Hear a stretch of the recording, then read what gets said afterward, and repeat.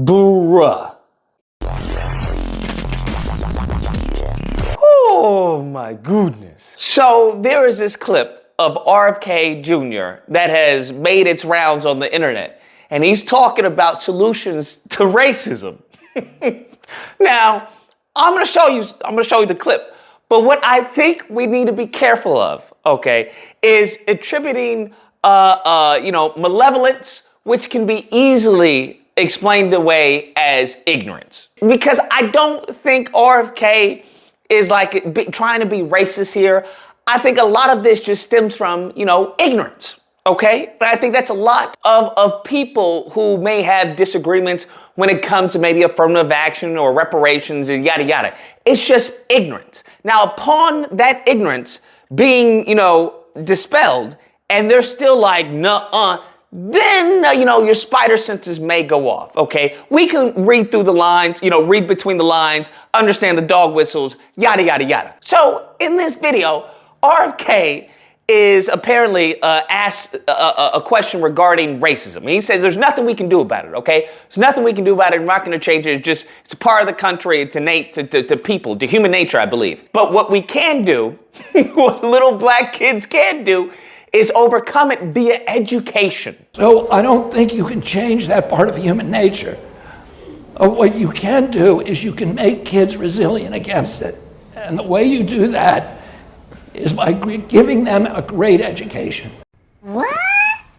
But wait, there's more. And all the more is all bad. It just gets worse and worse and worse. So after he's saying, hey, we just need to give examples to little you so he can, see the black barber shop. And the other thing is to give them business models, role models, and opportunities within their own neighborhood. Black men who are running barbershops, who are running bars, who are running dance studios, who are running local businesses, restaurants, etc. Negro, please. And he makes a fundamental flaw that many non-black people tend to do, specifically white people tend to do, and that is trying to make comparisons to racism. And I get it. They're trying to empathize. They're trying to, in some cases, sympathize. I get what you're trying to do, but don't do that because it's grossly insulting, okay? You would never do that to a Jewish person and say, you know what, I absolutely understand the Holocaust because I had this one person at my job. You would never do that. You would never do that. So please don't do that to us. But he does it by trying to say, you know what? There was Klan members. I grew up with Klan members, and they would call me all types of anti-Catholic slurs and stuff like that. But I knew it just rubbed off of me, right? It didn't matter to me. I just figured it was a problem with them and not me, and move on about my day. And when I was a kid, my uncle was the first Irish Catholic president of our country, and when he ran for president, there was a tremendous resurgence in anti-Catholic sentiment in this country, and a resurgence of the Ku Klux Klan. I remember crosses being burned when I was a kid against an anti-Catholic president. I was called a Mick, a mackerel snatcher, all these anti-Catholic slurs when I was a kid. But it never bothered me. If somebody called me that, I would think that guy's got a problem. Then he starts talking cuckoo for Cocoa Puffs, talking about, hey, it'll bounce off of black kids like the Avengers. And that's the kind of resilience that we want to give the black American children so that they have so much confidence in their own future that when they do encounter the inevitable racism, that it will bounce off them, that they'll be, like the Avengers, they'll be immune to it. That is without a doubt the dumbest thing I've ever heard. Listen. Can we please never do this again? Can we please never do this ever again? Let me tell you why, let's say, black people will take this as insulting. I know some of you may be confused. I know some of you be like, hey, that's a good solution. That's a good solution.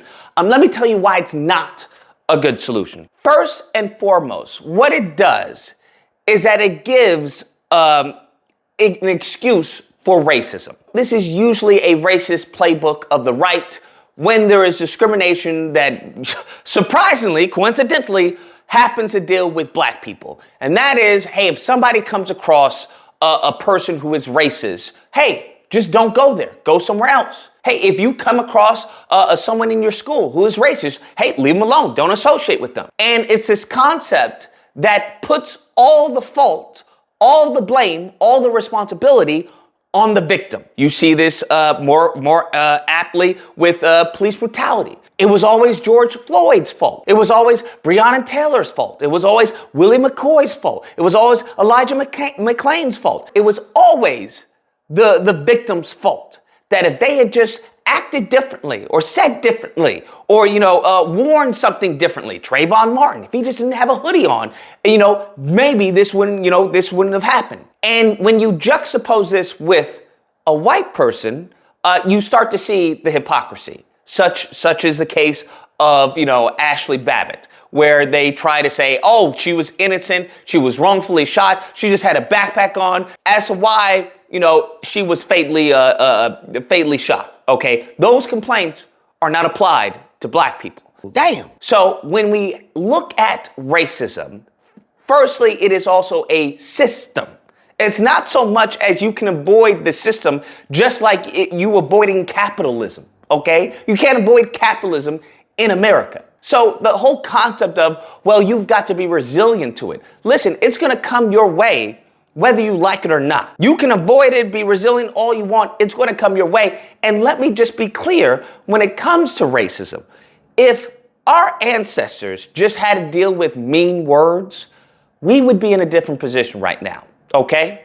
If our ancestors, were just dealing with mean words on the boats, on the plantations, during Jim Crow, during voting discrimination, during segregation, during a litany of things, if it was just people saying mean words, we would be talking a little bit differently. But that's not the case.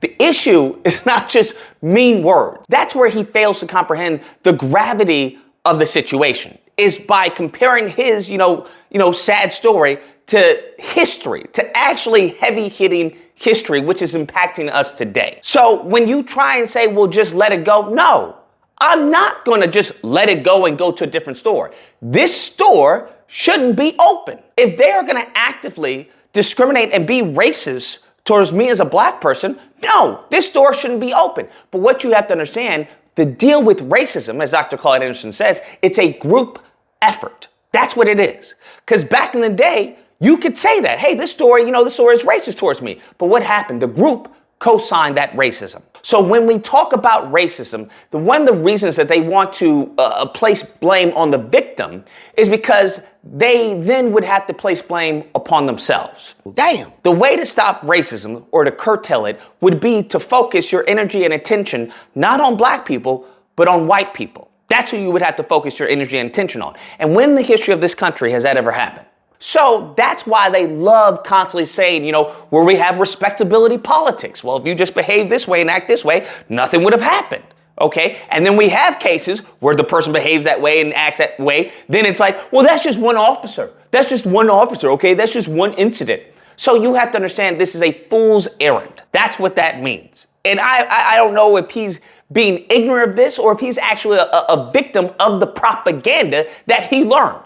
Being in that time, I'm sure he was propagandized to an extent, which is why he's saying the stuff that he's saying. Because these aren't solutions. These are ways to, scapegoat the problem. The problem is, hey, how about y'all just stop being racist? How about that? How about y'all stop trying to use laws to, your empowerment while trying to oppress other groups of people? How about that? Is that too much to ask? And it's time, and as we've seen time and time again, that it is in fact too much to ask for some people. That the people, even those within their own community, the white community, who advocate on maybe the oppressed or maybe the subjugated, that they themselves are ostracized and they themselves are punished. Damn. So when he talks like this, talking about it'll bounce off like the Avengers, it comes from a place of aggressive ignorance. That's what it comes from, a place of. I'm being charitable in his words and hoping that he's not being just purposefully ignorant. You're not just saying this and knowing the truth that what you're saying is actually racist. Okay, that what you're saying is very much a talking point that, slave masters use to keep their slaves in order. And that mindset is just evolved. It's never changed, but it's evolved to a more corrosive and toxic narrative. So I just wanted to explain to people why this clip was so insulting to Black Americans, especially bringing up education, something that this country outlawed for Black Americans, something that this country just recently took away when it came to affirmative action that was supposed to be for Black Americans.